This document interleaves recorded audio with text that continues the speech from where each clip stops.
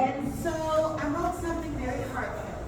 I wrote something very heartfelt, and I got an opportunity to speak with Dr. Carey yesterday when we were leaving dinner. And I said, I wrote something very heartfelt, but I didn't memorize it, and I don't know what I'm going to do about it. And she said, just be wrong.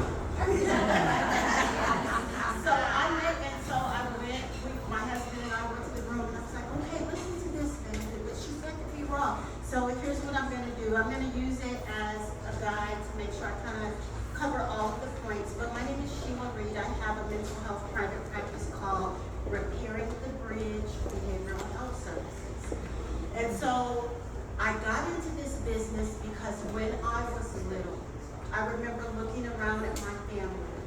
I remember seeing unaddressed mental issues that we would look the other way. I remember seeing addiction. I grew up in the crack epidemic. So all of my uncles and aunts and their friends were kind of just walking around like zombies, and it was like nobody cared. And then came mass incarceration, right? Yeah. And it changed the families in my neighborhood. I'm born and raised in Arizona. I grew up on South Mountain. My grandmother was probably one of the first Black women that actually owned a home in that area. And I say all that to say that that was my protective factor. She kind of poured into me and told me that I could do it and told me that I was going to be okay. But back to the story. See why I need notes? So back to the story. I remember my grandfather being given Thorazine shots all of the time. And it didn't help. And what it did was cause him to self-medicate. And I went into, fast forward, I went into corporate America. I felt like I did very well for myself. I was always chasing some type of degree, some type of training, some type of business. We probably have like 5 businesses. Yeah, this is why I need a note, because I'm a busybody.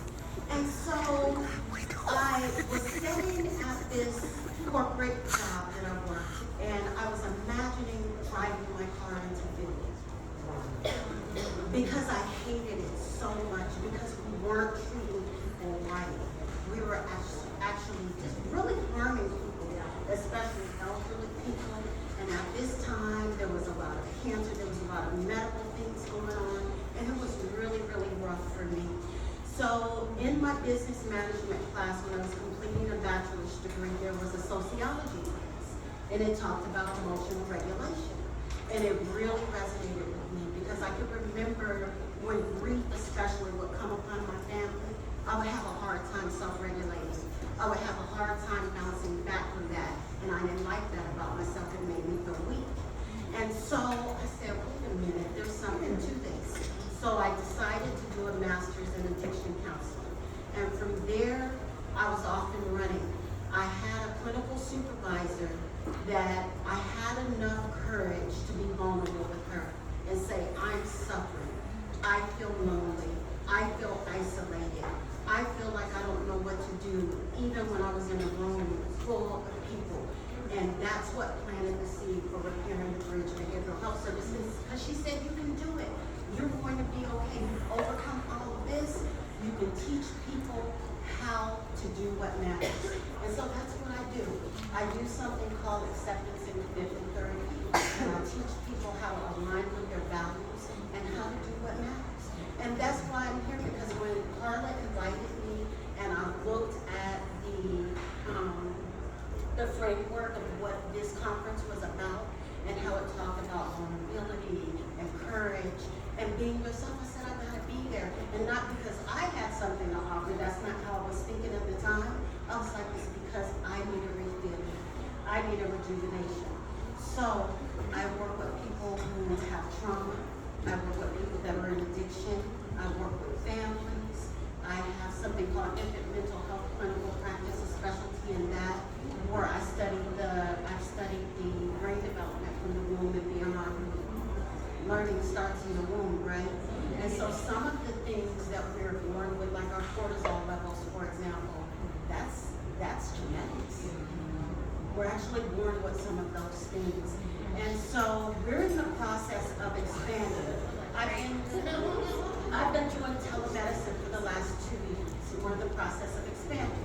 And so Heather, right, she has a table and it has this beautiful little base on it, and for one or two people, I'm sure this report can't think, and someone else, Susan, and she has something on her table where we are to write on the sticky note, and when I wrote something on the sticky note, my intention, and I wrote expansion, and when I wrote it with the intention of manifesting this, right?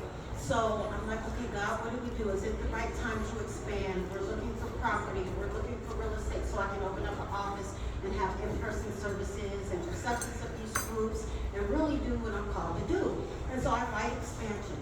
So we sit down, I start talking to Susan. She's like, tell me what you're doing. I'm like, yeah, I do this. And I'm saying exactly pretty much what I just said to you all. And so she says, I have a gift for you. And so she hands me back the sticky note that I wrote that said expansion. And so I look at it. And then she tells me why she gave it to me. She said, yeah, expansion, girl, that's what I hear. What you're saying is what I hear. And I found it on the floor. It was on the bottom. Don't forget the bottom of my shoe. Right. And so, here's the kicker. It was on Heather's tree so tight, my daughter couldn't even get it off, and she was asking me how I got it on there so tight. So we were like, how did it even fall off? And so I'm sitting there, and all of a sudden, I heard the Spirit of God say, you already got expansion. Go back and ask for something else. The seed is already growing, and you got to see it grow here. And so, that was something else to me. So, I've gotten so much out of my time here, and I appreciate everybody on this non-anonymous basis, especially you, Dr. Carey. Thank you, Carla, for inviting me. Everyone else, Dr. Samantha Marshall, I really want to connect with her. And so many others. So I'm just very appreciative to be here.